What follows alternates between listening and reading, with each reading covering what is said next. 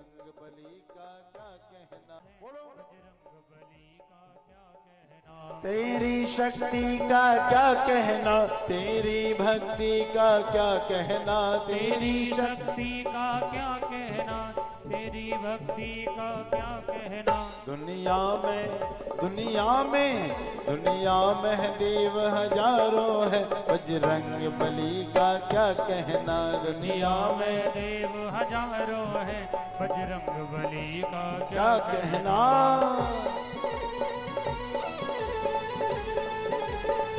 एक बार जोर से बोलो बालाजी महाराज।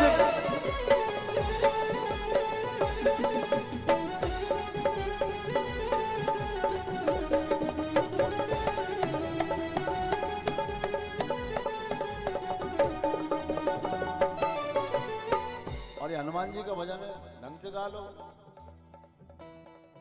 तुम सात समंदर लांग गए और गढ़ लंका में कूद गए। तुम सात समंदर लांग गए और गढ़ लंका में कूद गए। तुम सात समंदर लांग गए और गढ़ लंका में कूद गए। तुम सात समंदर लांग गए और गढ़ लंका में कूद गए। रावण को जय हो। रावण को जय हो। रावण को डराना क्या कहना, लंका को जलाना क्या कहना। रावण को डराना क्या कहना, लंका को जलाना क्या कहना। तेरी शक्ति का क्या कहना, तेरी भक्ति का क्या कहना। तेरी शक्ति का क्या कहना, तेरी भक्ति का क्या कहना। दुनिया में दुनिया में दुनिया में देव हजारों है, बजरंग बली का क्या कहना। दुनिया में देव हजारों है, बजरंग बली का क्या कहना।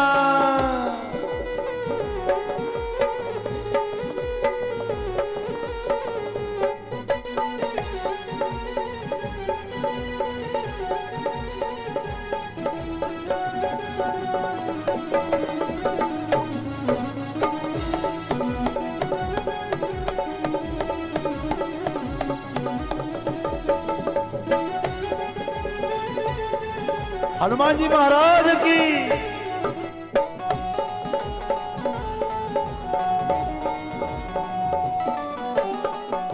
और अब प्रार्थना है, प्रार्थना करो।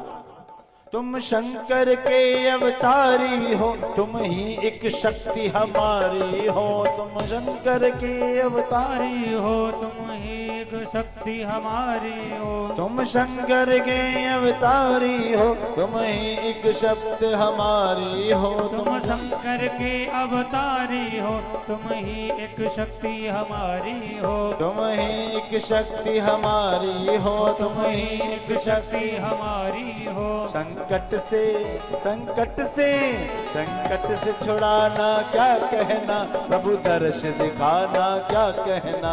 संकट से छुड़ाना क्या कहना, प्रभु दर्श दिखाना क्या कहना। तेरी शक्ति का क्या कहना, तेरी भक्ति का क्या कहना। तेरी शक्ति का क्या कहना, तेरी भक्ति का क्या कहना। दुनिया में दुनिया दुनिया में देव हजारों है, बजरंग बली का क्या कहना। दुनिया में देव हजारों है, बजरंग बली का क्या कहना। बजरंग बली का क्या कहना। बजरंग बली का क्या कहना। बजरंग बली का क्या कहना। बोले हनुमान जी। अरे हनुमान जी ने काम थोक में काम करते हैं। तुमने दवा मंगाई, हम पूरा मेडिकल स्टोर ले आए, और डॉक्टर मंगाया तो हम पूरा का पूरा हॉस्पिटल ले आए। यहाँ कोई कंजूसी नहीं करते। तो हनुमान जी ने ये अच्छा हुआ कि चार पाई की तय तो ढक लाई और ला के उषा के कमरे में लॉक कर दिया।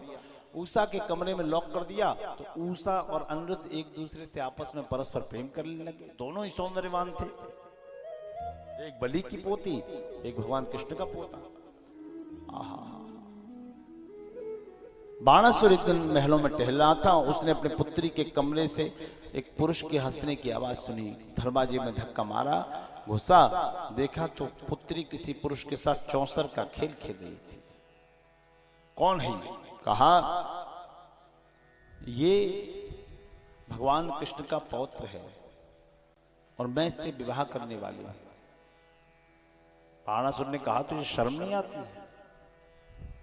विवाह के लिए तूने मुझसे क्यों नहीं कहा? तो बाणासुर की पुत्री ने एक तत्काल उत्तर दिया, पिताश्री आप अपने राजपाट मद में इतना चूर थे कि आपको अपने पुत्री की उम्र का ध्यान ही नहीं रहा। लोग मुझे टोकते थे कि तुम्हारा विवाह क्यों नहीं हुआ।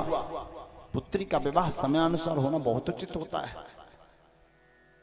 आपने कभी मेरी ओर ध्यान ही नहीं दिया। आप केवल अपने यश कमाने में लगे रहे, अपनी झूठी प्रशंसा में लगे रहे। बाणासुर अभिमानी था, हार स्वीकार नहीं की, तलवार निकाली और बोला, बेटी यदि बाप न होता तो तेरे टुकड़े करवा देता। बेटी यदि बाप न होता तो तेरे टुकड़े करवा देता। देह में तुम्हारी नमक छिड़क, देह में तुम्हारी नमक छिड़क, गीदों का ग्रास बना देता। कीड़ों का ग्रास बना देता। बेटी यदि बाप न होता तो तेरे टुकड़े करवा देता। बेटी यदि बाप न होता तो तेरे टुकड़े करवा देता। अगर मैं तेरा पिता नहीं होता तो रे टुकड़े टुकड़े करवा देता, नमक छिड़क के चीड़ और कौओं को खिला देता। अब क्या करें? बाणासुर ने आदेश दिया अपने सैनिकों को, ले जाओ इस अनिरुद्ध को और डाल दो महान कारागार में। अनिरुद्ध को कैद कर लिया गया और कारागार में डाल दिया गया।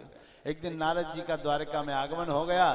नारद जी तो सूचना प्रसारण मंत्री थे, सूचना करते रहते थे। आए, भगवान कन्हैया को प्रणाम किया, भगवान से बोले, प्रभु आपके परिवार की कोई संख्या का रजिस्टर कुछ मेंटेन किया है? करोड़ों की संख्या में आपके नाती पोते हैं।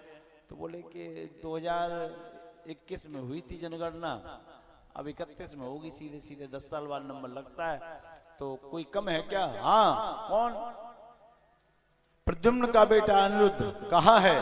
बाणासुर की कैद में। बोले कोई चिंता नहीं, घरूघरा में 3 करोड़ है, ले चलेंगे। 56 करोड़ पूरा खानदान है, किसी अब कहीं सेना खरीदने थोड़ी जानी है। तो रात ही रात में बाणासुर की सीमा सील कर दी। बाणासुर की सीमा सील। बाणासुर सूर्य को जब अर्घ देने आया, देखा तो सामने सैनिक ही सैनिक लगे थे, नारायणी सेना लगी थी, पूरी नारायणी सेना। नारायणी सेना लगी, देखी तो युद्ध में वो भी कूद गया। युद्ध में कूदा तो बाणासुर की सेना भगवान कन्हैया की सेना से हारने लगी। भगवान कन्हैया की सेना से जब हारी तो क्या हुआ प्यारे, कि भगवान कन्हैया की सेना से हारने के बाद, भगवान कन्हैया की सेना से हार गई बाणासुर की सेना, हार रही है। तो बाणासुर ने कहा अब किसको याद करें? बोले उनको याद करो जिन्हें हम दक्षिणा देते चले आए, गुरुजी। तो गुरुजी याद आए ऐसे समय पर। गुरुजी कौन? बाणासुर के गुरुजी कौन है? अभी बताए थे ना, शंकर भगवान। कौन?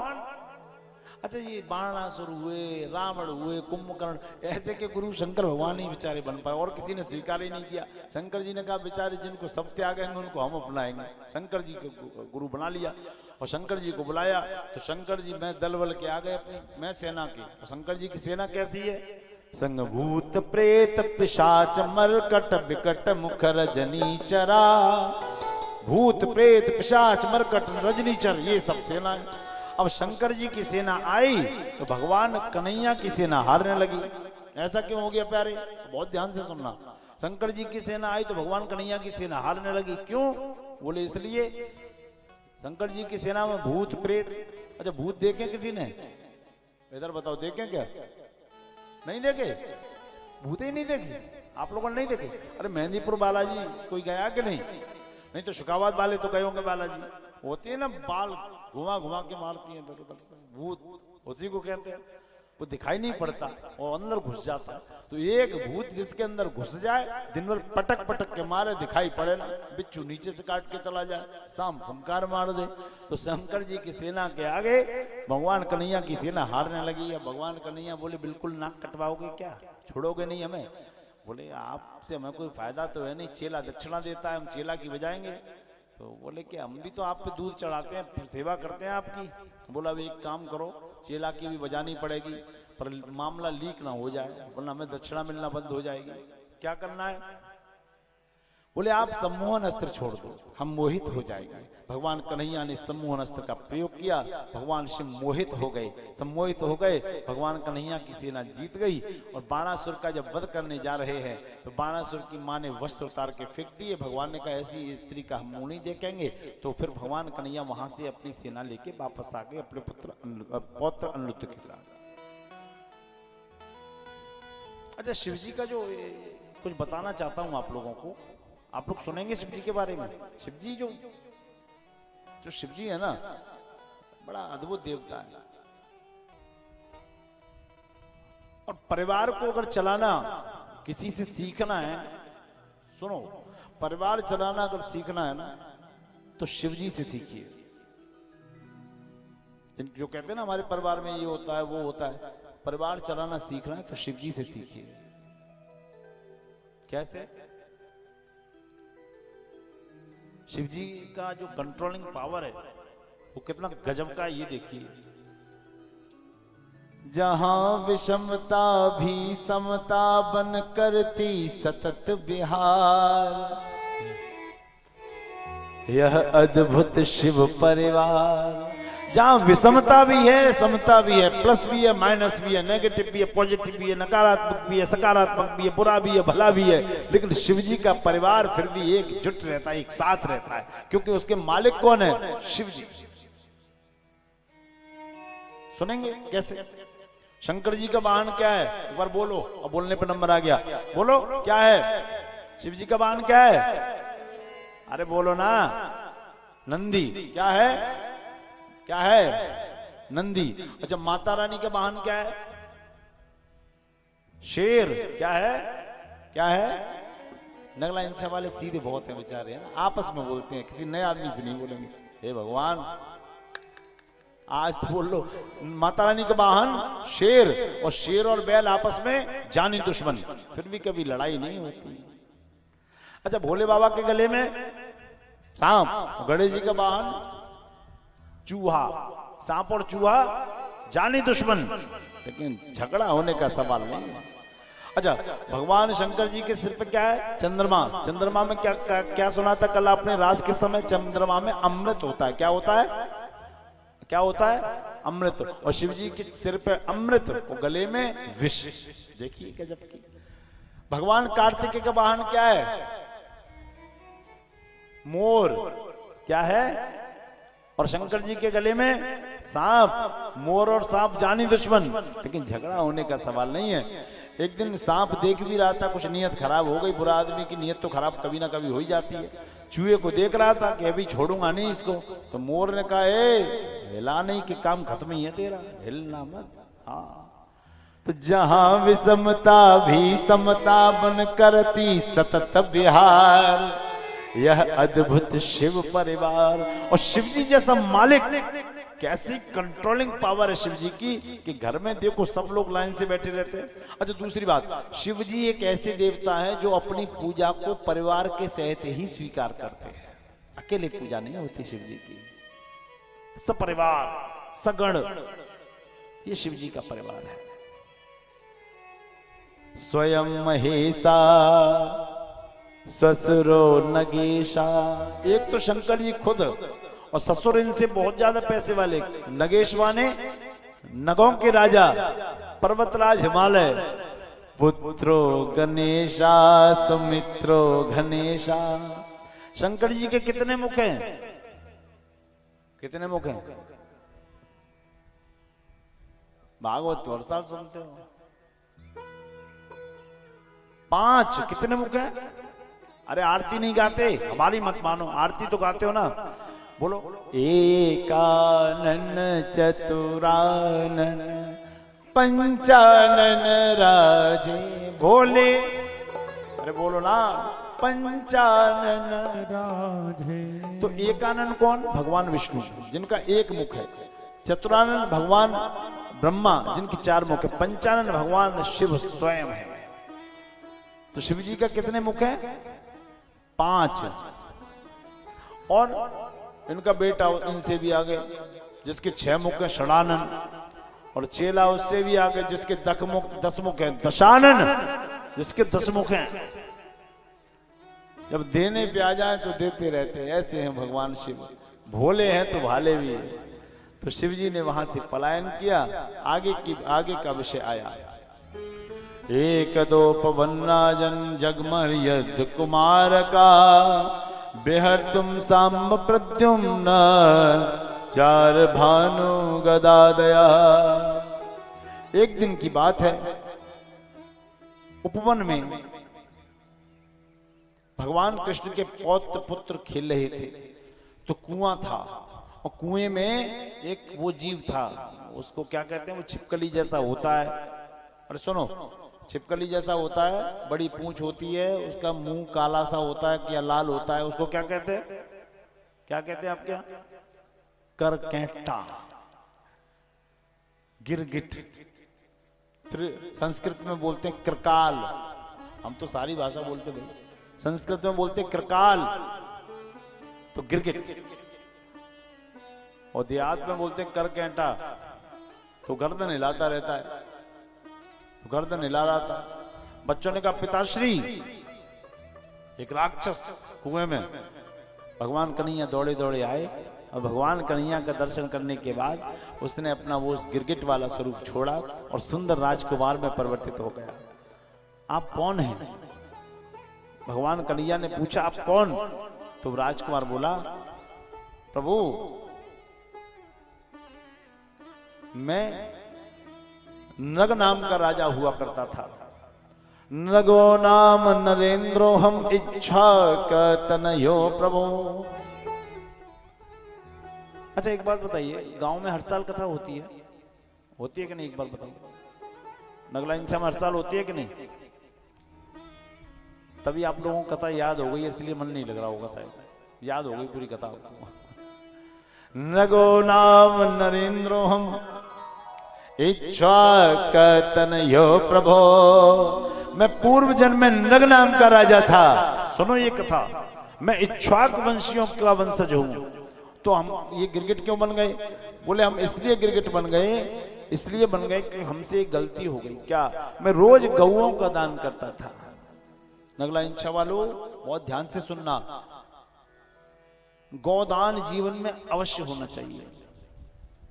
क्योंकि यमराज की संयमिनी पुरी के नगर के अंतर्गत जब वैतरणी नदी का वर्णन आता है, जो मवाद रक्त इत्यादि से भरी हुई है, उस नदी को पार करने का एक ही साधन है, केवल गौ माता की पूंछ को पकड़ के जाना।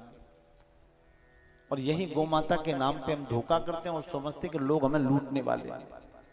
मैं दोनों पक्षों की बात कहता हूं।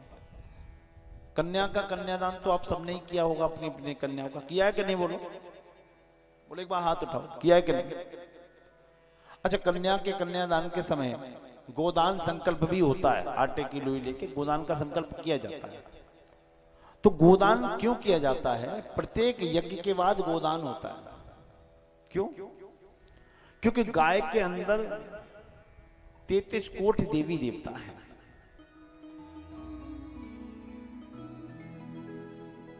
उस गोदान से यज्ञ की जो त्रुटि होती है, यज्ञ में जो कमियां आती हैं, सुनो, यज्ञ में जो कमी आती है उसकी पूर्ति मानी जाती है। कहते हैं ना किसी चीज का एक उपाय तो होता ही है, तो वो उपाय है। तो मैं गौओं का दान करता था, और मैं गौओं का जब दान करता था तो मैंने एक दिन ब्राह्मण को गाय दान की। उस एक गाय में कुछ कमी थी, कई गाय दान की, एक गाय में कुछ कमी थी। वो ब्राह्मण वो गाय वापस कर गया।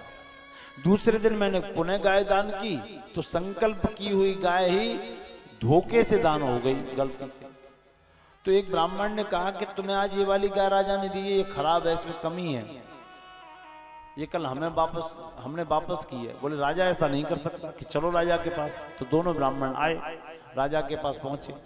राजा के पास पहुंचे, राजा से पूछा, राजन कल तुमने ये गाय हमें दान की थी? राजा बोला हाँ की थी। आज हमें भी कर दी? दूसरा बोला आज हमें भी कर दी। बोले हाँ आज आपको भी कर दी। पूरी बात राजा की तो किसी ने नहीं सुनी, गर्दन हिला रहा था राजा, हाँ हाँ हाँ हाँ। तो दोनों ब्राह्मणों को क्रोध आया, हाथ में जल लिया और श्राप दे दिया, त्रिकाल की तरह गर्दन हिलाने वाले जा तो त्रिकाल ही हो जा। गोदान जीवन में अवश्य करना चाहिए। और आजकल क्या होता है, गैया के रूप में, दान के रूप में 500 रुपए रखे और 500 रुपए में गाय की पूंछ का बाल नहीं आएगा। धोखेबाजी क्यों करना। और मैं उन आचार्य अपने बंधुओं से भी ये निवेदन करूंगा, ब्राह्मणों से भी, कि गौ माता के लिए आए हुए दान को गौ सेवा में ही लगाएं। गौ सेवा के लिए आया हुआ दान गौ सेवा में ही लगना चाहिए, वरना जीवन तहस नहस हो जाएगा। बोलो राधे कृष्ण, एक बार बोलो राधे कृष्ण। तो गाय कैसी दान करनी चाहिए? सुन लो अगला इंचा वालों, आज हम जा रहे हैं वृंदावन, पहुंच जाएंगे 2-4-6 दिन में। गौशाला तो बनी रही है, गौ माता का हॉस्पिटल भी बनना है। माइयो सुन रही हो ना, जिसको गाय दान करनी है आज ट्रक में लदवा देना, सबके सब हम ले जाएंगे, है ना। तो गाय दान कैसी करनी चाहिए ये भी सुन लो। भागवत जी में आया है, पयस्वनी शील रूपिणी। पयस्वनी दूध देने वाली हो, कितना 10-20 लीटर तो देती हो कम से कम। कैसी हो? सीधी हो, शील रूपिणी सीधी। वरना मालूम पड़े गाय दान की 25,000 की, गौ माता की सेवा करने वाले का प्लस्तर पड़े 50,000 का, ऐसी गाय ना हो, है ना। हाँ हाँ, मुकदमा भी लग जाए गौ संचालक पे। कपिला हेम श्रृंगी, कपिला हेम श्रृंगी, उसके सींग स्वर्ण से मंडित हो, गाय के खुर चांदी से मंडित हो, ऐसी गाय का दान करना चाहिए। और जी ये उनके लिए नहीं है जिन पे कुछ नहीं है, ऐसा ना समझे। ये उनके लिए है जिन पे सब है लेकिन नहीं, कर नहीं सकते हम कैसे कर देंगे? बेकार की चीज है। और ये नहीं मालूम कि आज के टाइम में ये थायराइड, बीपी, ये वो, ये बजट से बाहर की चीजें जो बजट में इंक्लूड हो गई हैं। तो भैया धर्म को भी बजट में इंक्लूड करो। बोलो राधे कृष्ण। ये कथा यहाँ विश्राम, आगे के लिए चलेंगे। एक सुंदर सा ब्रज का भजन सुनते हैं, उसके बाद हम लोग आगे की कथा में चलेंगे। बहुत सुंदर कथा है। मेरे बांके, मेरे बांके बिहारी के नैना सखी रे, कछु जादू सो कर गए रे। ओ मेरे बांके बिहारी के नैना सखी रे, कछु जादू सो कर गए। ओ मेरे बांके बिहारी के नैना सखी रे, कछु जादू सो कर गए रे।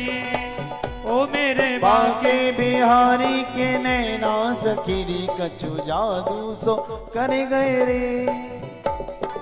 जादू सो कर गए, टोना सो कर गए, जादू सो कर गए, टोना सो कर गए। ओ जादू सो कर गए, टोना सो कर गए, जादू सो कर गए, टोना सो कर। मेरे बांके, ओ मेरे बांके, ओ मेरे बांके बिहारी के नैना सखी रे, कछु जादू सो कर गए रे।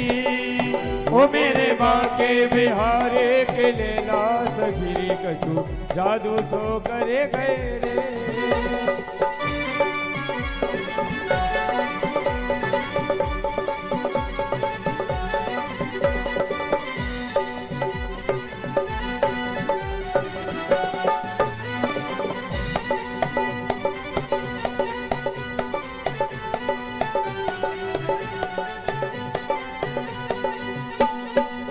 जाने के सो कर दियो जादू, जाने के सो कर दियो जादू, जाने के सो कर दियो जादू, जाने के सो कर दियो जादू।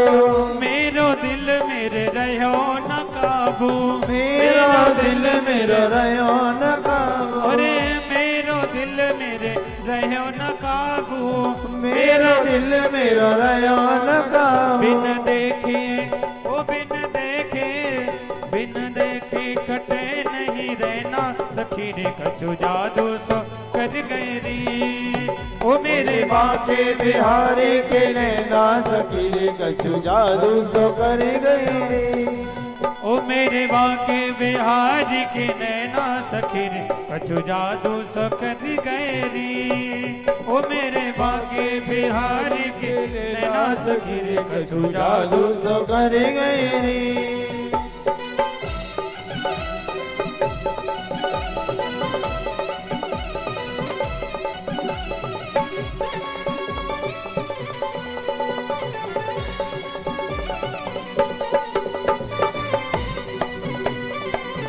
और बोलो श्री राधे श्याम।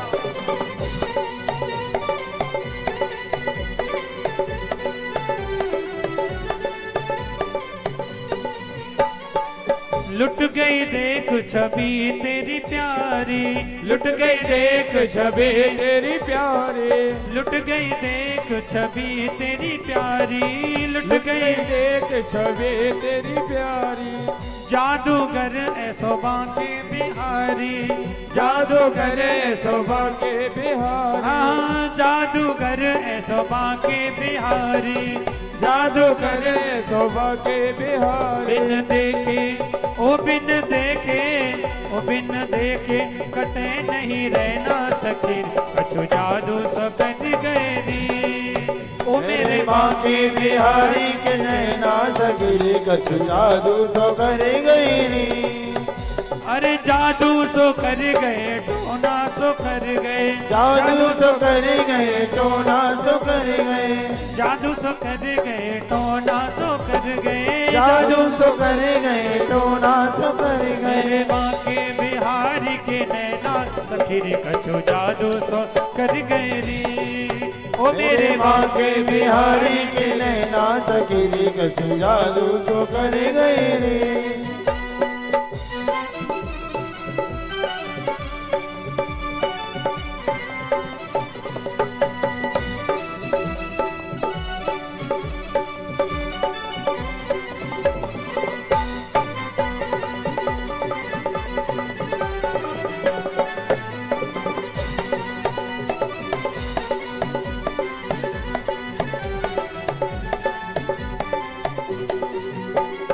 मोटी मोटी अखियन में झीनो झीनो कजरा, मोटी मोटी अखियन में झीनो झीनो कजरा, मोटी मोटी अखियन में झीनो झीनो कजरा, मोटी मोटी अखियन में झीनो झीनो कजरा।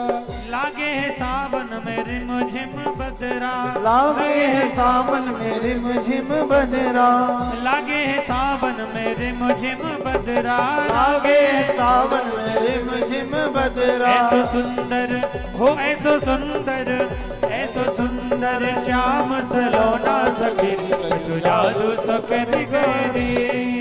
ओ मेरे बांके बिहारी के नैना सखी, कछु जादू सो कर गई।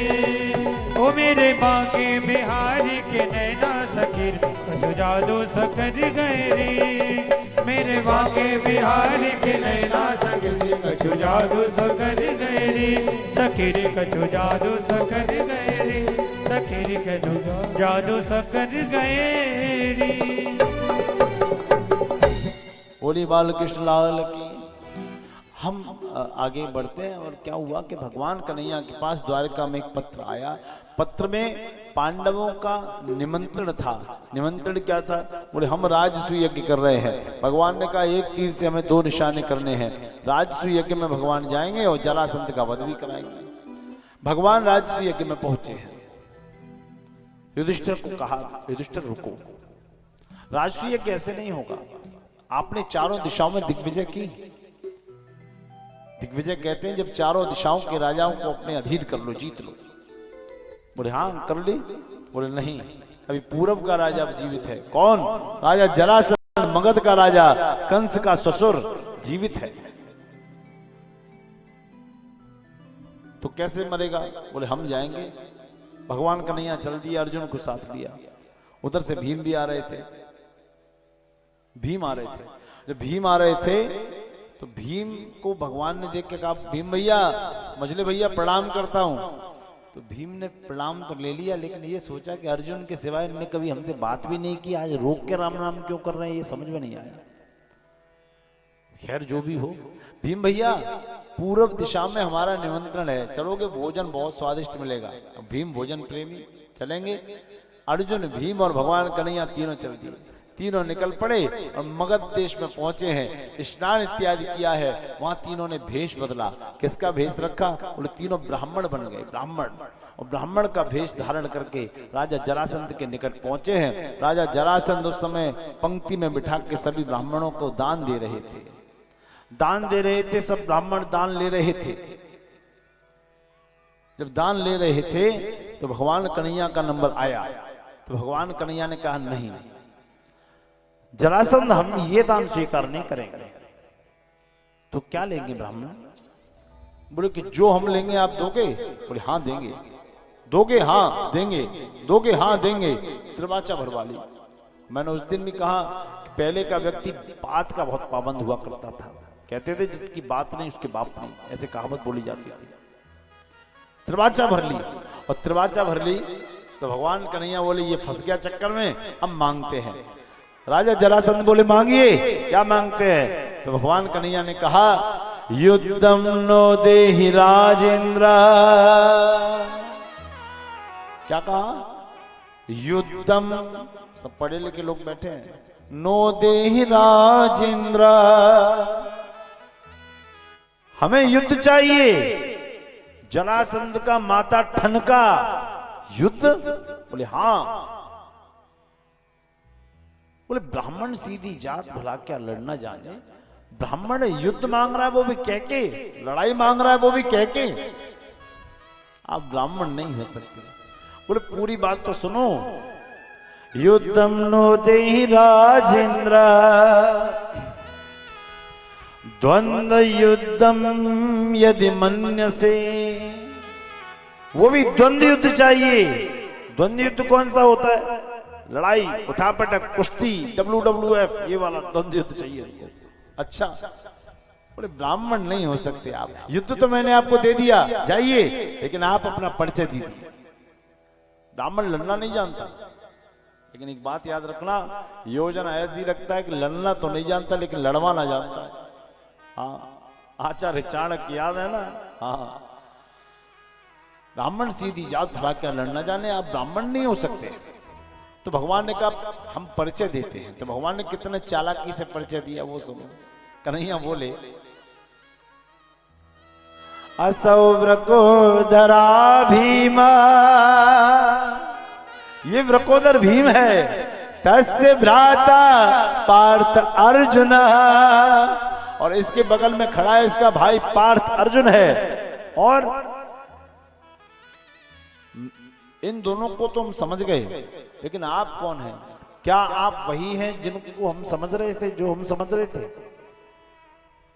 क्या आप वही हैं?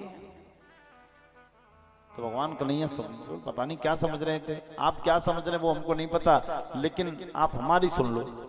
हम इनके मामा के पुत्र, द्वारिका के राजा, द्वारिकाधीश श्री कृष्ण हैं। तो जरासंध बोला सीधी बात बोलो, रण छोड़ हो, चित चोर हो, माखन चोर हो, इतनी डिग्रियां क्यों गिना रहे हो?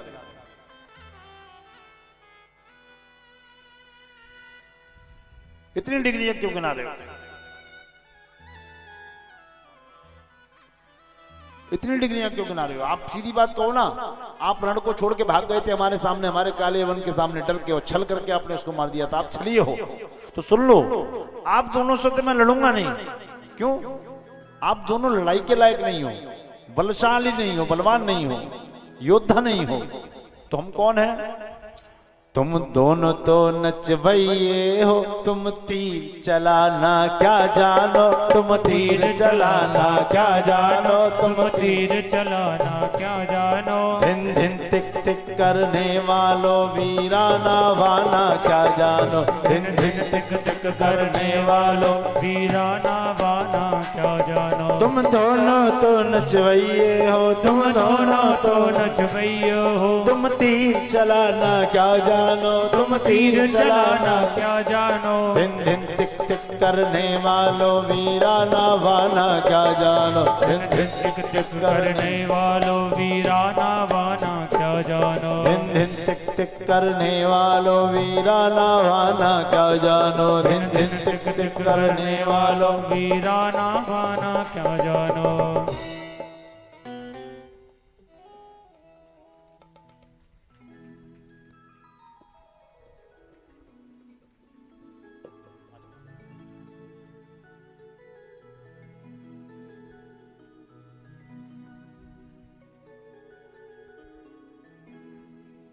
नारायण बड़ी कृपा बनाए रखे, ईश्वर की कृपा आप पे बनी रहे।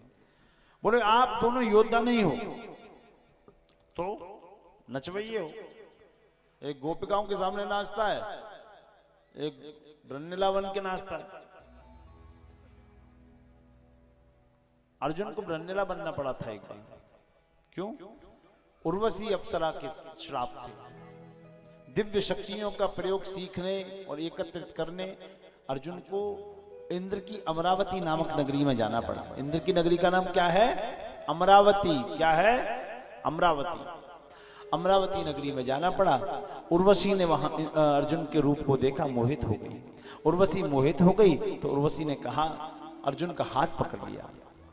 अर्जुन ने कहा, आपको मैं माता के तुल्य देखता हूं, आप मेरे पिता के यहाँ अप्सरा हो तो मेरी माता स्वरूपा हो, आपका इस तरह हाथ पकड़ना ठीक नहीं है।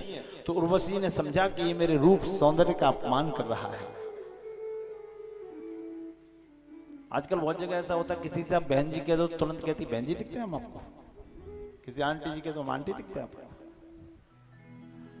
उर्वशी अप्सरा को लगा कि अपमान हो गया, तो उर्वशी अप्सरा ने अर्जुन को तत्काल श्राप दिया। कहा, नामर्दी दिखलाने वाले, नामर्द इसी क्षण हो जाए, नामर्द इसी क्षण हो जाए, नामर्द उसी क्षण हो जाए। जिस शक्ति पे मैं आसक्त हुई वो शक्ति इसी क्षण खो जाए, वो शक्ति इसी क्षण खो जाए, वो शक्ति इसी क्षण खो जाए। नामर्दी दिखलाने वाले, नामर्दी दिखलाने वाले, नामर्द इसी क्षण हो जाए, नामर्द उसी क्षण हो जाए। जिस शक्ति पे मैं आसक्त हुई वो शक्ति इसी क्षण खो जाए, जिस शक्ति पे मैं आसक्त हुई वो शक्ति इसी क्षण खो जाए। मैं जिस शक्ति पर आकर्षित हुई हूं वो शक्ति इसी क्षण खो जाए और तुम नामर्द हो जाओ।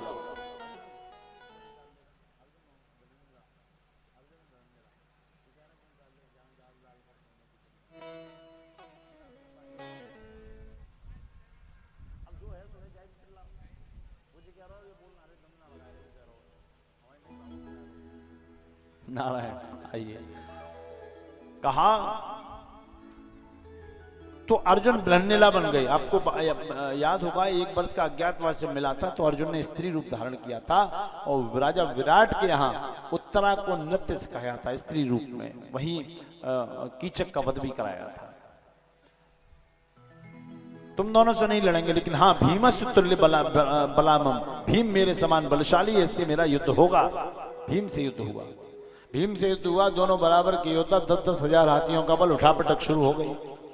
शाम को भोजन एक ही थाली में होता था, युद्ध कई दिन चला, भोजन एक ही थाली में होता था। इसका अर्थ क्या है? बोले इसका अर्थ ये है, पहले धर्म में, युद्ध में भी धर्म होता था।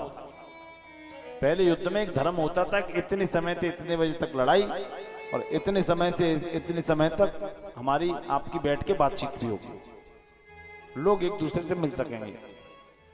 लेकिन पहले युद्ध में भी धर्म होता था, लेकिन प्यारे आज सबसे पहले धर्म में युद्ध हो जाता है। बोलो राधे कृष्ण। लड़ाई शुरू हुई, भगवान कन्हैया और अर्जुन एक दिन हंस रहे थे, आपस में कुछ बातचीत कर रहे थे, तो भीम आ गए। भीम बोले, कन्हैया सुनो, हम जा रहे हैं। भैया वो मरा नहीं है अभी तक। बोले हमारी ठेकेदारी थोड़ी है नहीं मरा, तो तुम यहाँ बैठे बैठे हलुआ पूड़ी खा रहे हो, हंस रहे हो, और वो हमें मार मार के ठीक किए दे रहा है। हमने हम जा रहे हैं, हम जा रहे हैं। भगवान कन्हैया बोले, भैया कल मर जाएगा वो, हमारी तरफ देख लेना बस। भीम बोले, हम उसी दिन समझ गए थे, वो तो हम सीधे साधे हैं, हम उसी दिन समझ गए थे जिस दिन तुमने हमसे रोक के राम राम करी। पहले तुम हमसे बोलते भी नहीं थे, अर्जुन के सिवाय तुम्हें कोई अच्छा ही नहीं लगता था, तुमने रोक के राम राम करी, हम उसी दिन समझ गए। तो अगला इंचा वाले सुन लो, जो आदमी कभी बात करना पसंद ना करता हो और आपकी गाड़ी रोक के आपके पैर छुए तो समझ लो पूरी दाल ही काली है। दाल में काला तो छोड़। हाँ, भोले वाले आदमी तो अलग होते हैं, आदमी कहने से सीधा थोड़ी बन जाता है। हाँ, हम बहुत सीधे हैं तो बातों में फंस गए। अब कल हमारी तरफ देख लेना, ठीक है। लड़ाई हुई, उठापटक शुरू। भगवान कन्हैया ने एक तिनका उठाया, कहा भैया चीर दो। भैया ने पैर पे पैर रखा और चीर दिया, और कहा ऐसे फेंको, तो क्रॉस करके नहीं फेंका, सीधा फेंक दिया। सीधा फेंका तो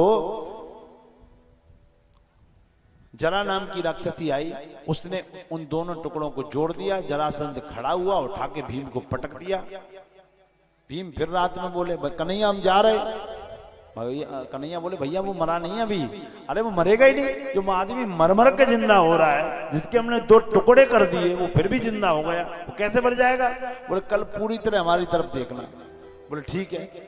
तैयार भीम। अब भीम ही बेचारे बड़ा सीधे साधे आदमी, तैयार हो गए। पूरी तरह कहा, सूर्योदय हुआ, लड़ाई हुई। लड़ाई प्रारंभ हुई तो भगवान कन्हैया ने तिनका लिया, कहा भीम चीर दो। भीम ने पैर पे पैर रख के चीरा और कहा उल्टा फेंको। उसे उल्टा क्रॉस करके फेंक दिया। फिर वो राक्षसी नहीं जोड़ पाई। अब इसकी भी कहानी जान लो, ये कौन थी, क्या ये जुड़ी कैसे, जानेंगे इस कहानी को? आप लोग जानेंगे? सुनो। जरासंध के पिता का नाम था भद्रथ। उनकी 2 पत्नियां थी, कोई संतान नहीं थी, तो एक संत ने फल दिया। इन्होंने कहा अगर एक पत्नी को दूंगा तो कहेगी वो उन्हें ज्यादा चाहते हैं, तो दोनों को आधे आधे काट के दे देता हूँ। आधे आधे फल दे दिए, और आधे आधे फल दिए तो फल का तो प्रभाव होना ही था। दोनों को आधे ही आधे बालक पैदा हो गए। आधे आधे पैदा हुए तो जरासंध ने कहा ये संतान बेकार है, इसको फेंक दें, तो जंगल में फेंकवा दिया। जरा नाम की राक्षसी को दया आ गई, उसने संधि कर दी। राक्षसी का नाम था जरा। क्या था? जरा। और संधि कर दी। संधि माने क्या होता है? जोड़ना। संधि माने क्या होता है? जोड़ना, प्लस करना। उसने जोड़ दिया तो उसका नाम जरासंध पड़ गया। जरासंध इसीलिए जरासंध था। भगवान राजसू यज्ञ में आ गए हैं, सबको काम स्वीकार, सबने अपने अपने काम स्वीकार किए हैं। दरबार सजाना विदुर जी ने लिया है, अन्न भंडारे का कार्य दुर्योधन ने लिया है। भगवान कन्हैया ने क्या काम लिया जो हम लोग करना नहीं चाहते, हमें लोगों को बेइज्जती लगती है। दरबार सभी सजित करना, विद्वान विदुर के हाथ किया। दरबार सभी विद्वान विदुर के हाथ किया।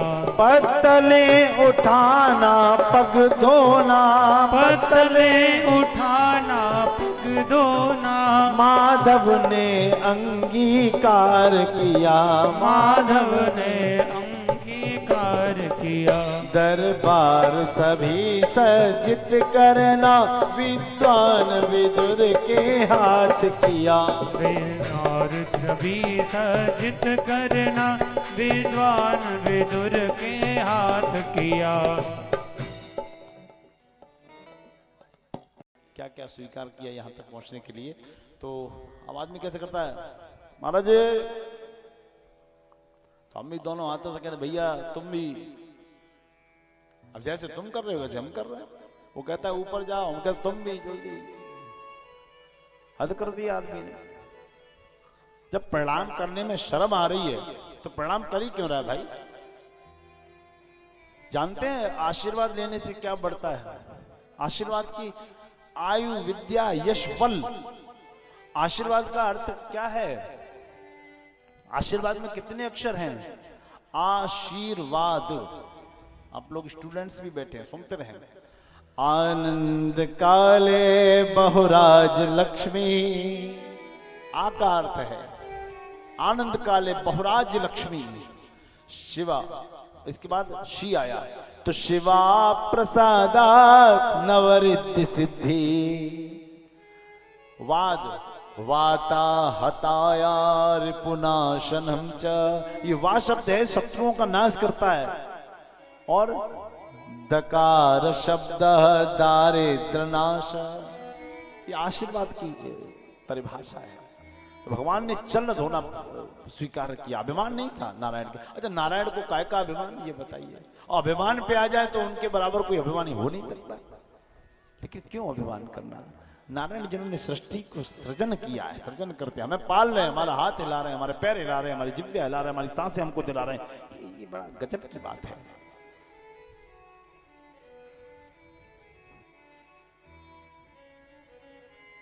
भगवान का प्रथम पूजन होना था, सबने स्वीकार कर लिया, लेकिन एक आदमी ने उसका विरोध किया। कौन?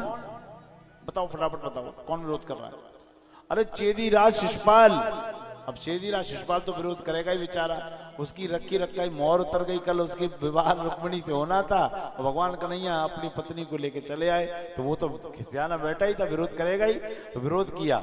इस ग्वारिया की पूजा नहीं होगी, इस लंपट की पूजा नहीं होगी, स्त्रीगामी की पूजा नहीं होगी, इस प्रकार भगवान को गालियां देने लगा। भगवान की गालियों की सीमा पूर्ण हुई, 101 गाली जब हुई तो भगवान ने सुदर्शन का आवाहन कर दिया और उसके सर को धड़ से अलग कर दिया। वहीं उसका मित्र आया दंतवक्त्र, दंतवक्त्र का भी वध वहां हो गया, शिशुपाल दंतवक्त्र का वध हुआ। अब पांडव जिस महल में रह रहे हैं उसका नाम इंद्रप्रस्थ है, और इंद्रप्रस्थ इतना मायावी महल है क्योंकि मय नाम के दानव ने उसको बनाया था। ऐसा महल बनाया जहां पृथ्वी होती थी वहां जल दिखता था, जहां जल दिखता था वहां पृथ्वी होती थी, और कहते हैं संभव हो जाएगा, everything is possible for God, परमात्मा के लिए सब कुछ संभव है। मोर में कोई रंग भर सकता है क्या? एक बार बोलो, मोर में कोई रंग भर सकता है क्या? मोर जैसा सांप जो कोबरा है, कोबरा कई तरह का होता है, उसके मैं परसों एक वीडियो देख रहा था तो मैंने अचानक दिमाग में एक बात आई कि लोग क्या ईश्वर पे प्रश्नवाचक चिन्ह लगाते हैं। इस सांप में बराबर दूरी पे धारी किसने, कौन से पेंटर ने की होंगी? सोचिए कितना गजब की रचना है, उसको पता था। अच्छा एक बात बताओ, कान क्यों दिए हैं? सुनने के लिए। क्यों दिए हैं? पीछे वाले माई बोलो, क्यों दिए हैं? अरे बोलो ना, क्यों दिए हैं? सुनने के लिए। तो सुनने के लिए देता तो छेद बराबर थे कान में, और कानों में छेद है उनसे तो सुनता है आदमी, यानी होल से सुनता है। तो उसने ये ऊपर का कवर क्यों लगाया? उसको पता था कलयुग ऐसा आएगा कि बिना चश्मा के आदमी रहेगा नहीं, तो चश्मा रुकेगा काहे पे? बताओ क्या आदमी ईश्वर पे प्रश्नवाचक चिन्ह लगाता है? नाक इसलिए दी कि चश्मा टेकेगा काहे पे? बताइए आप। और ऐसी संरक्षित प्रभु पे लोग आक्षेप लगाते हैं कि ईश्वर है कहां, उस पर क्वेश्चन मार्क लगाते हैं। कहा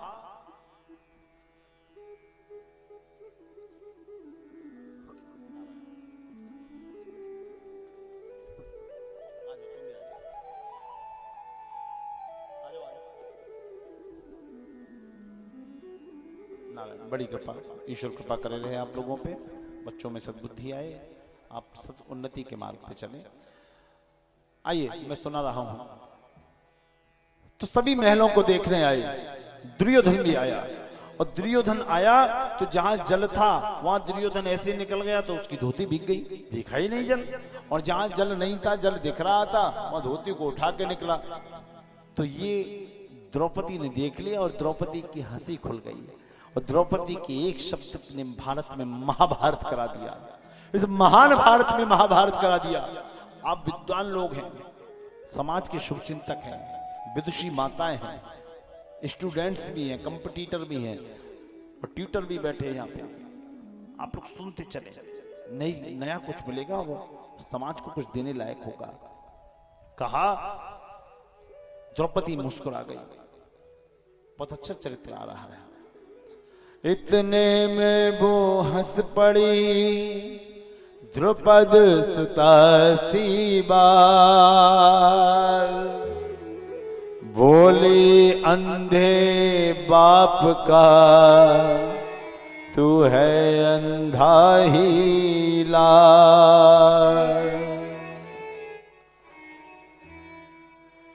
बोली अंधे बाप का तू है अंधा ही लाल। द्रौपदी के शब्द ने महाभारत करा दिया। महाभारत नहीं होता अगर दुर्योधन की जगह कोई और होता तो। दुर्योधन ने उसी वक्त सौगंध खाई, क्योंकि दुर्योधन खिसियाया तो बैठा ही था कि पांडवों ने इंद्रप्रस्थ का निर्माण करा लिया, खांडवप्रस्थ में इंद्रप्रस्थ का निर्माण करा दिया। खांडवप्रस्थ क्या है? खांड जिसको कहते हैं, वो उसमें महुए के पेड़ थे पहले, महुए के, उस जगह इंद्रप्रस्थ का निर्माण हुआ। दुर्योधन को क्रोध आया और दुर्योधन ने क्रोध भरी वाणी में कहा, मच्छियां चबाकर बोल उठा, द्रौपदी समय वह आएगा, द्रौपदी समय वह आएगा, द्रौपदी समय वह आएगा। ये रंग भंग हो जाएगा, ये हंसना तुझे रुलाएगा। ये रंग भंग हो जाएगा, ये हंसना तुझे रुलाएगा। ये रंग भंग हो जाएगा, ये हंसना तुझे रुलाएगा। ये रंग भंग हो जाएगा, ये हंसना तुझे रुलाएगा। कुरपति बोला ऐ पांचाली, कुरपति बोला ए पांचाली, यदि इसका तुझे न बदला लूं, यदि इसका तुझे न बदला लो। दरबार आम में कर विवस्त्र, तुझको जंघा पे न बिठला लूं, तुझको जंघा पे न बिठला लूं, तुझको जंघा। पेन बिठला दो। अगर मैंने दरबार में तुझे विवस्त करके जंघा पे नहीं बिठाया तो मेरा नाम दुर्योधन नहीं मिली, दुर्योधन नहीं है। और सुन, जिन पतियों पर तू अभिमान करती है उनके बारे में सुन। जिन पतियों पे है नाज तुझे, यदि उनको करूं गुलाम नहीं, यदि उनको करूं गुलाम नहीं, यदि उनको करूं गुलाम नहीं, यदि उनको करूं गुलाम नहीं। तो भरी सभा में कहता हूँ दुर्योधन मेरा नाम नहीं। दुर्योधन मेरा नाम नहीं, दुर्योधन मेरा नाम नहीं, दुर्योधन मेरा नाम नहीं। अगर मैंने तेरे पतियों को गुलाम नहीं बनाया नारायण,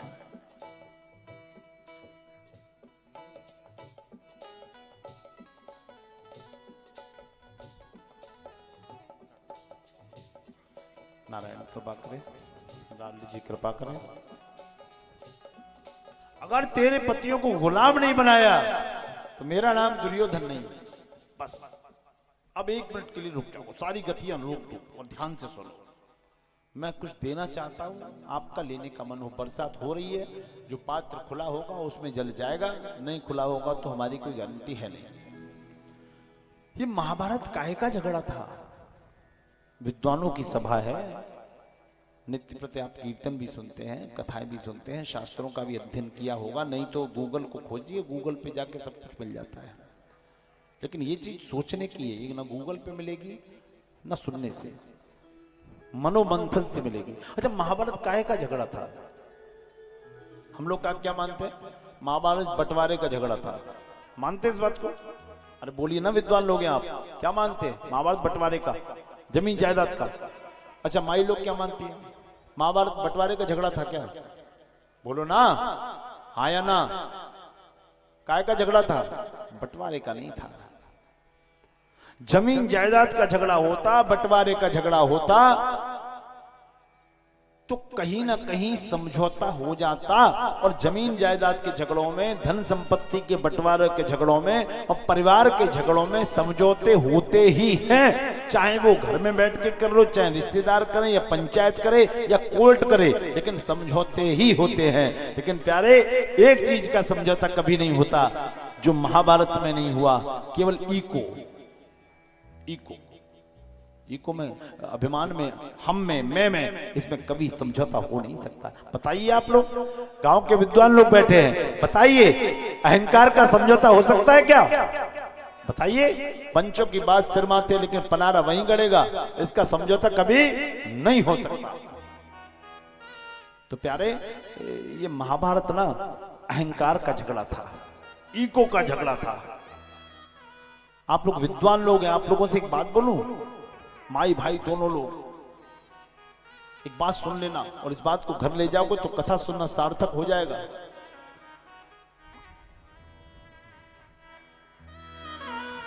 सब करना, लेकिन घर की बात कभी बाहर मत करना। अरे घर की बात बाहर मत करना। आप किसी अपने खास को अपने घर की बात खास समझ के बताओगे तो जो आपका खास है वो किसी और का भी खास होगा, वो उसको जरूर बताएगा। और समाज के लोग केवल ताली पीट के हंसेंगे आपकी बातों पे, आपके परिवार की बातों पे। घर की बात कभी बाहर मत करना, घर की बात घर में ही रखना। समझ रहे हैं ना आप लोग? घर की बात बाहर करने की आवश्यकता नहीं है। ये महाभारत न तो जमीन जायदाद के बंटवारे का झगड़ा था, न धन संपत्ति के बंटवारे का झगड़ा था, ओनली फॉर ईगो, केवल अहंकार का झगड़ा था, केवल मैं का झगड़ा था, केवल अहम का झगड़ा था, इसके अलावा किसी का झगड़ा ही नहीं था।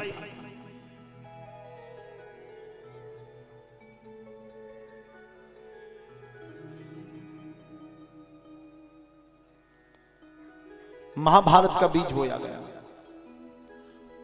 जुआ खेला गया, पांडव सब हार गए, द्रौपदी को दांव पे लगाया, उसको भी हार गए। मेरा एक निवेदन है नगला वालों से, ये किसी एक द्रौपदी की कहानी नहीं है, कल को कोई भी द्रौपदी बन सकता है।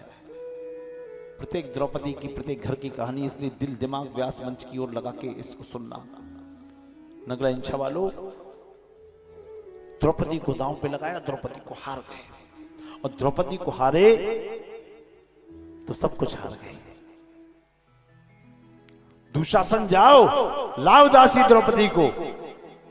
कितना मूर्ख देवर था, देवर ही था। 40,000 राजा बैठे थे उस सभा में, 40,000 पराये लोग बैठे थे। उन 40,000 लोगों के सामने अपनी भाभी के लिए ये शब्द इस्तेमाल किया, दासी द्रौपदी को लाओ। तो बाहर के लोग फिर क्या क्या नहीं कहेंगे। बाहर के लोगों ने द्रौपदी के लिए जो शब्द बोले, मैं व्यास मंच से बोल नहीं सकता। कहा लाओ, दुशासन गया भी है।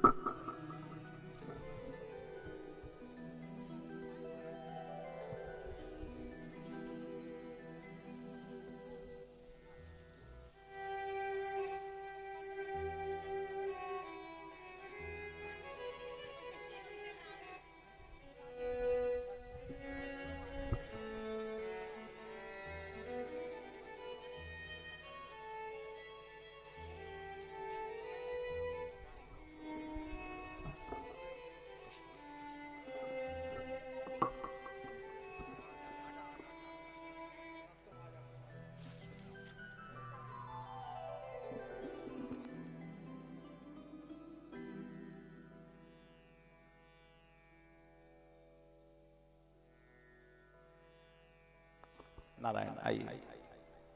अब एक निवेदन रहेगा, महाभारत के वृत्तांत को बड़ा प्रेम से सुने, उसके बाद कुछ है ना। आइए, मैं निवेदन कर रहा हूं। दुशासन से कहा, दुशासन लाओ, दासी द्रौपदी को खींच के ले आओ। दुशासन दौड़ा दौड़ा गया, और द्रौपदी ऋतु स्नान नहीं की हुई थी, 3 दिन की अशुद्धि में थी। तो कहा चलो दासी द्रौपदी तुम्हें सभा में बुलाया है। द्रौपदी ने समझा देवर है, मजाक कर रहा होगा। दुशासन, दासी बोलने का क्या अर्थ है? मजाक कुछ और बोल के भी कर सकते हो, दासी क्यों बोला? चलो। द्रौपदी बोली अभी जा नहीं सकती मैं। क्यों? बोले इसलिए नहीं जा सकती क्योंकि मैंने ऋतु स्नान नहीं किया, सभा में जाना वर्जित है, बुजुर्गों के सामने जा नहीं सकती मैं। दुशासन ने आओ देखा ना ताओ, बाल पकड़े और घसीट के लेके चला, तो दीवार में द्रौपदी का सिर लगा। और दीवार में जब द्रौपदी का सिर लगा तो द्रौपदी के मस्तिष्क से रक्त की धार बहने लगी। रक्त की धार वही है, घसीट ला रहा है, उसके हाथ पैर छिल गए, रक्त बहने लगा। ये किसी एक द्रौपदी की कहानी नहीं है, ये घर घर की द्रौपदी की कहानी है। कमियां किस में है? कमियां मेरे में है, कमियां आप में है, कमियां समाज में है, जो इसको स्वीकार करना नहीं चाहता। द्रौपदी की घर घर की कहानी है। हमारे भारत में युग बदला, इसलिए भाभी का दर्जा बदल गया, वरना भाभी का दर्जा तो त्रेता में भी हुआ करता था। जब भाभी लक्ष्मण के लिए ये बात आई, लक्ष्मण जी को सुग्रीव ने कुंडल दिखाए। सुग्रीव ने कहा लक्ष्मण जी हमें रास्ते में कुछ कुंडल पड़े मिले हैं, क्या ये सीता जी के हैं? तो लक्ष्मण ने हाथ जोड़ के कहा मैंने तो चरण निहारे हैं, देखे माता के कान नहीं, सेवक में बिछुओं का हूं, कुंडल की कोई पहचान नहीं। ये देवर भाभी का रिश्ता हुआ करता था। देवर भाभी का रिश्ता माता की तरह होता है, बच्चे की तरह होता है। लेकिन आज के समाज ने देवर भाभी और यहां तक छोड़ो चाची भतीजे के रिश्ते को जो दूषित किया है ना, गर्त में चले जाओगे, पृथ्वी रसातल को चली जाएगी अगर अपने आप को वापस नहीं खींचा तो। जहां भाभी शब्द आ जाए, लोग भाभी शब्द आते ही लोगों के मनोभाव बदल जाते हैं, लोगों की मानसिकता दूषित होना लगती है। भाभी का अर्थ ये नहीं था।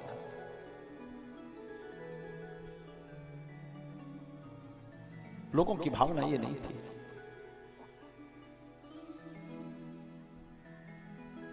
रावण ने सिया चुराई थी। मैं देश के युवाओं से भी कहूंगा, यहां बैठे लोगों से भी कहूंगा, इस यंत्र की ध्वनि जहां तक जा रही है उनसे भी कहूंगा, इस चैनल के माध्यम से जो भी लोग सुन रहे हैं उनसे भी कहूंगा, युवाओं को ये संदेश अवश्य दें। ये किसी एक द्रौपदी की कहानी नहीं, घर घर की द्रौपदी की कहानी है। हनुमान जी भी युवा थे।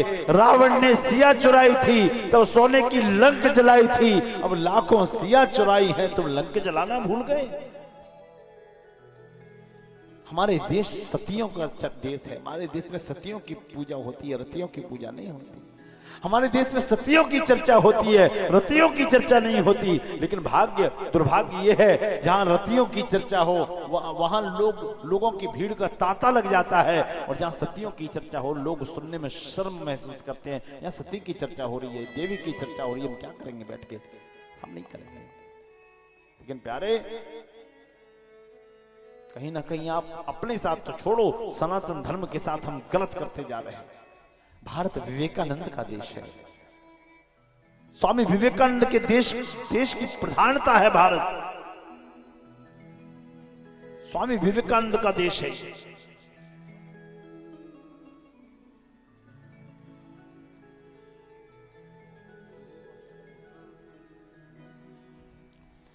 सतियों का देश है भारत, रतियों का नहीं। स्वामी विवेकानंद का देश है। स्वामी विवेकानंद के चरित्र पे आप लोग स्टूडेंट्स लोग बड़ा ध्यान से सुनना। स्वामी विवेकानंद को किसी ने पढ़ा है क्या? स्वामी विवेकानंद की एक साथ रहने वाली थी निवेदिता, भगिनी निवेदिता। निवेदिता जी को किसी ने पढ़ा हो? अगर पढ़ा है क्या किसी ने? नहीं पढ़ा? अरे अच्छा, पढ़िए भगिनी निवेदिता को। फॉरेनर्स थी, विदेशी थी, लेकिन स्वामी विवेकानंद के चरणों की ऐसी दासी बनी कि उन्होंने जो लेख लिखे है ना, गजब के लिखे। भगिनी निवेदिता, अलौकिक सौंदर्य, अत्यंत सुंदर। लोगों ने भगिनी निवेदिता जो शिष्या थी उनके ऊपर आक्षेप लगाना शुरू कर दिया कि कैसा स्वामी है ये, एक स्त्री को साथ में लेके घूमता है। राजस्थान के एक राजा बड़े शिष्य थे स्वामी जी के, तो उनसे कहा कि तुम्हारा गुरु चरित्रहीन है। बोले परीक्षा ले लो। गुरु चरित्रहीन नहीं है, खरा सोना, खरा सिक्का है, खरा सिक्का, परीक्षा ले लो। तो कुछ होते हैं लोग जो विवादित होते हैं, जिन्हें विवाद करने में मजा आता है। परीक्षा की बारी आई तो उस राज्य की राज नर्तकी को धन दिया और कहा राज नर्तकी को धन देके कि आज तुम्हें स्वामी जी की ब्रह्मचर्य को खंडित करना है। राजनर्तकी बोली कि कर देंगे। राजनर्तकी को धन दिया, धन की थैलियां दी। राजनर्तकी धन लो के तैयार हो गई। उसने रेशमी पारदर्शी वस्त्र पहने हैं जिनमें अंग प्रत्यंग झलक रहा है, अंग प्रत्यंग दिख रहा है, और आके उसने जो कामुकता फैलाने का नृत्य प्रस्तुत किया है। स्वामी विवेकानंद सभागार में बैठे थे, नृत्य देख रहे थे, और नृत्य के अंतिम क्षणों में जब घुंघरू टूटे हैं, स्वामी विवेकानंद दौड़े दौड़े गए, हाथ जोड़े और कहा, हे भद्रकाली माँ, तेरा एक ये भी रूप है। आज मैंने इस काली रूप के दर्शन भी कर लिए। प्रणाम करता हूं मां तुझे। जैसे ही काली मां का नाम लिया, उस स्त्री को प्रणाम किया तो उस स्त्री के स्तनों से दूध की धार बह चली थी, और उस स्त्री के नेत्रों से आंसुओं की धार भी बही थी। और उसने एक पद लिखा था जो आप लोगों ने सुना है, प्रभु जी मेरे अवगुण चित्त धरो, प्रभु जी मेरे अवगुण चित्त धरो। ये उसी समय लिखा गया था। भारत सतियों का देश है, रतियों का देश नहीं। जहाँ डाल डाल पर सोने की चिड़िया करती है बसेरा, वो भारत देश है मेरा, वो भारत देश है बोलो सब लोग, जहाँ डाल डाल पर सोने की गर्व से। चिड़िया करती है बसेरा, वो भारत देश है मेरा, वो भारत देश है मेरा। जहाँ सत्य गर्व से बोलो। और धर्म का पग पग लगता है मेला, वो भारत देश है मेरा, वो भारत देश है मेरा।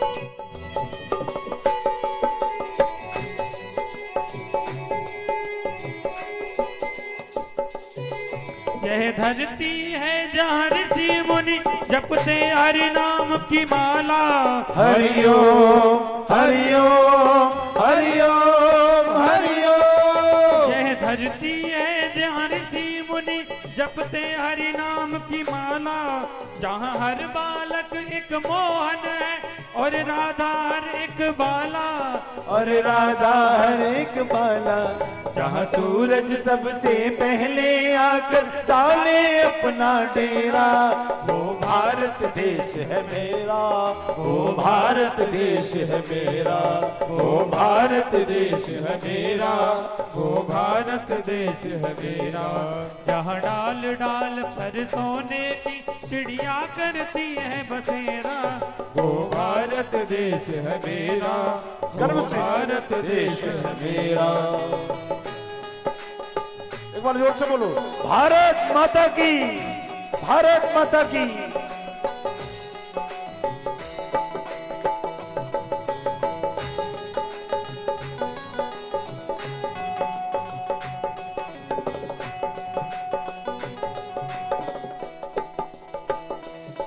अलबेलों की इस धरती के त्योहार भी अलबेले, अलबेलों की इस धरती पर त्योहार भी है अलबेले, हो कहीं दिवाली की जगमग तो कहीं होली के मेले, हो कहीं होली के मेले, जहाँ राग रंग और हंसी खुशी का चारों ओर है डेरा, वो भारत देश है मेरा, वो भारत देश है मेरा, वो भारत देश है मेरा, वो भारत देश है मेरा। जहाँ डाल डाल पर सोने की चिड़िया करती है बसेरा, वो भारत देश है मेरा, वो भारत देश है मेरा, वो भारत देश है मेरा, वो भारत देश है मेरा।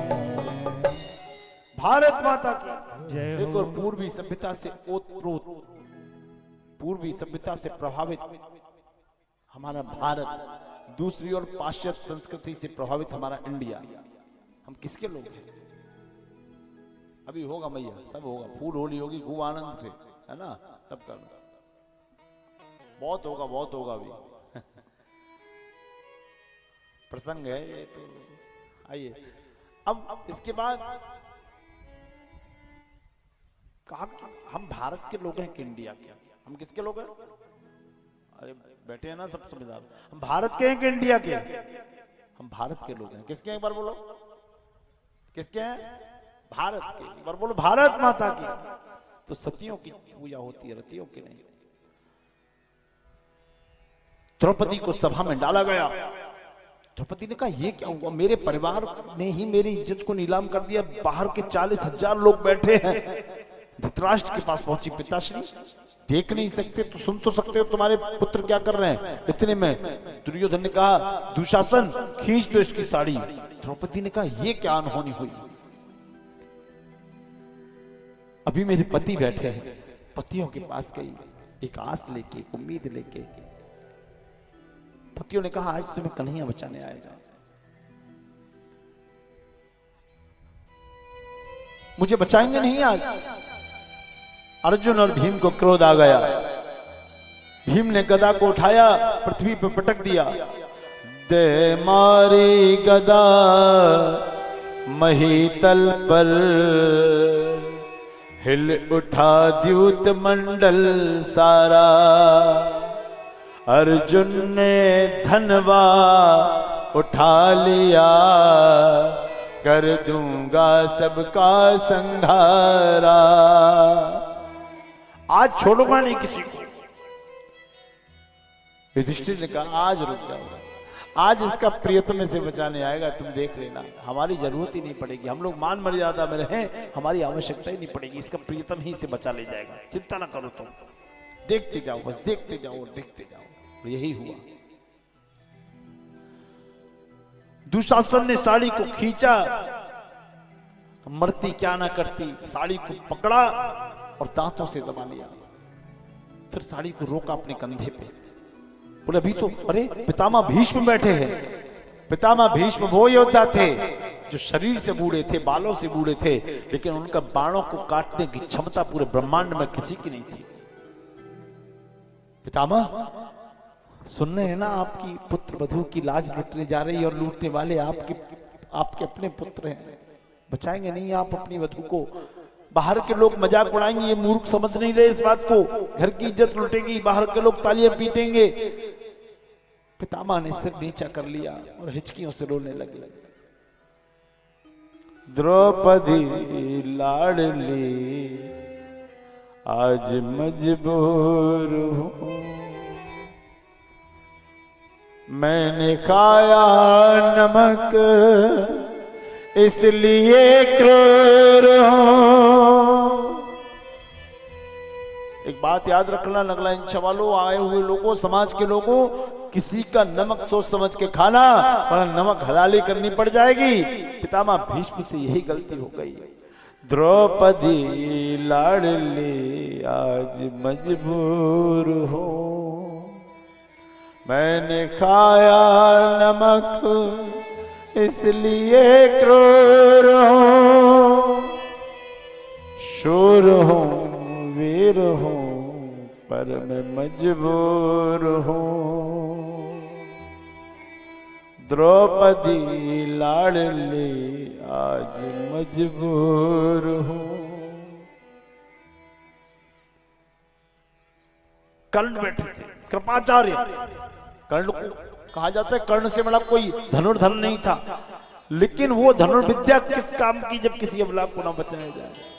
कर्ण के जीवन में सब अच्छा था, हम सब कर्ण की तारीफ करते हैं, तारीफ लायक, लेकिन कर्ण का जीवन में एक ही माइनस पॉइंट था, केवल एक ही नकारात्मक बात थी, आप सब इसको स्वीकार करेंगे। कर्ण बहुत अच्छा व्यक्ति था, लेकिन एक चीज थी बस, कर्ण ने खुद को दुर्योधन के एहसानों तले इतना दबा लिया कि कर्ण सही को सही और गलत को गलत नहीं कर पाया। कर्ण ने अपनी छोटी सी मान अपमान के कारण और दुर्योधन के एहसानों से तले दबे होने के कारण गलत को गलत और सही के सही नहीं कह पाए। यही कर्ण के जीवन का माइनस बिंदु था। यहां कर्ण गलत सिद्ध हो गए। मानेंगे ना इस बात को?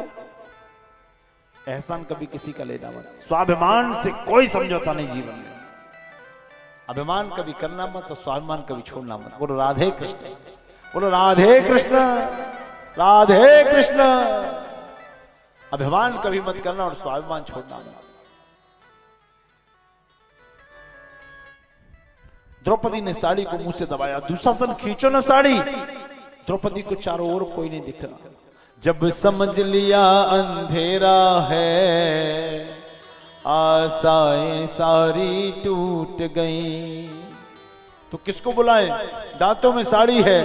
हा कृष्ण चंद्र जल्दी आओ, आशाएं सारी टूट गई। जब हाय शब्द मुख से निकला, दांतों से सारी छूट गई। साड़ी आंचल से नीचे आ गई। भगवान कन्हैया को बुलाने लगी। आप लोग बुलाएंगे?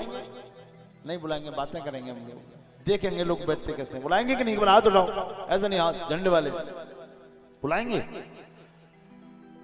आओ सांवरे कन्हैया नंद लाल जो, आओ सांवरे कन्हैया नंद लाल जो, मेरे प्राणों से प्यारे गोपाल जो, आओ सांवरे कन्हैया नंद लाल जो, फिर से बुलाओ, मेरे प्राणों से प्यारे गोपाल जो, आओ सांवरे कन्हैया नंद लाल जो, आओ सांवरे कन्हैया नंद लाल जो, मेरे प्राणों से प्यारे गोपाल जो, आओ सांवरे कन्हैया नंद लाल जो, मेरे प्राणों के प्यारे गोपाल जो, मेरे प्राणों से प्यारे गोपाल जो, मेरे प्राणों के प्यारे गोपाल जो, ओ मेरे प्राणों से प्यारे गोपाल जो, मेरे प्राणों से प्यारे गोपाल जो, ओ मेरे प्राणों से प्यारे गोपाल जो, मेरे प्राणों से प्यारे गोपाल जो, आओ सांवरे कन्हैया नंद लाल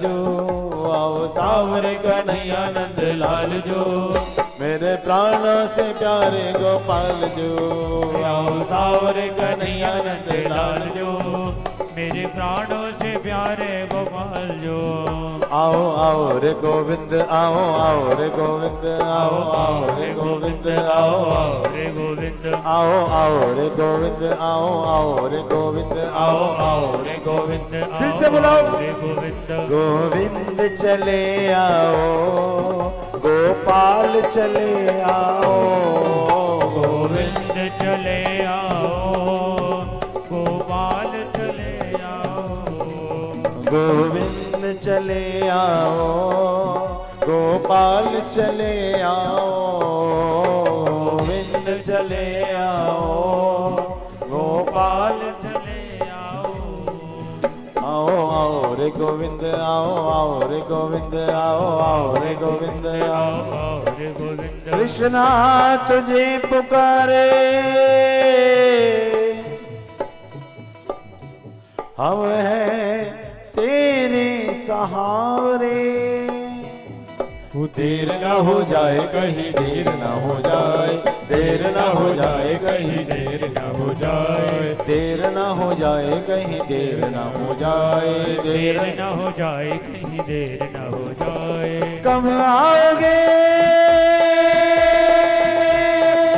कब आओगे कब आओगे, जिस्म से जान जुदा होगी क्या तब आओगे, देर ना हो जाए कहीं देर ना हो जाए, देर न हो जाए कहीं देर न हो जाए, देर ना हो जाए कहीं देर ना हो जाए, देर न हो जाए कहीं देर न हो जाए, आओ सांवरे कन्हैया नंद लाल जो, आओ सांवरे कन्हैया नंद लाल जो, मेरे प्राणों से प्यारे गोपाल जो, आओ सांवरे कन्हैया नंद लाल जो, मेरे प्राणों से प्यारे गोपाल जो, मेरे प्राणों से प्यारे गोपाल जो, ओ मेरे प्राणों से प्यारे गोपाल जो, मेरे प्राणों से प्यारे गोपाल जो,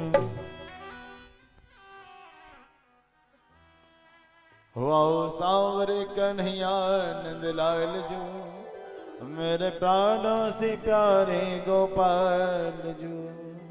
भगवान ने पुकार को सुना। जय हो संत प्रभु। भगवान ने पुकार को सुना, उंगली पर एक पट्टी बंधी थी उसको खोला और खोलते चले गए। द्रौपदी का चीर दुशासन ने खींचना शुरू कर दिया और चीर बढ़ना शुरू हो गया। दुशासन पसीने पसीने हो गया, साड़ियों का अंबार लग गया।